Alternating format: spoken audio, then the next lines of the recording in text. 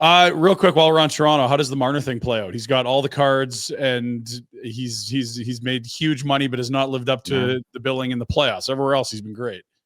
You know what? Someone whose opinion I really rely on and I really value is Adam Oates. Mm-hmm. And Adam Oates' perspective on Mitch Marner is, how come there's never a conversation around filling out the roster around him? There's a lot of support Austin Matthews, support William Nylander, and Adam Oates always goes out of his way because Oates loves Marner. Like, he just loves that a player that thinks at that level. Where's the support for him? Marner's turned himself into a sort of stealth Selke Trophy candidate as well, plays in all situations. Yeah, he kills penalties. He's like the thing about the Maple Leafs now, and Marner has done this for a while too. Like, they're all blocking shots, and Marner's one of them. Like, that's such a Berube thing. Like, it does really look like Berube hockey, in a lot of ways. I really like Marner. I love him as a player, and I can't, like, once Adam mentioned that, I can't stop thinking about it. Should the Leafs just look at Marner in a vacuum and say, look at this in the playoffs? Or should they say, we have one of the most skilled players in the NHL. We need to fill out a little bit more around him as opposed to using him to help round out Austin Matthews' game.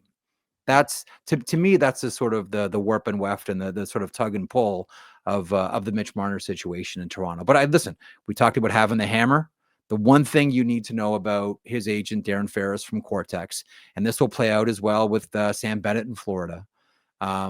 What he does is he tries to walk players to free agency, and you have to really, really make it worth his while to sign before that player gets to free agency. Now, complicating things with Marner, he loves it in Toronto. He grew up a Maple Leafs fan. A lot of the business of Mitch Marner is predicated on him playing for the Toronto Maple Leafs.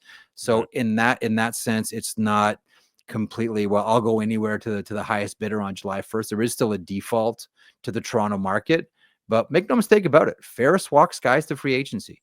And if you want to get his clients to turn their head, you have to really make it worth their while.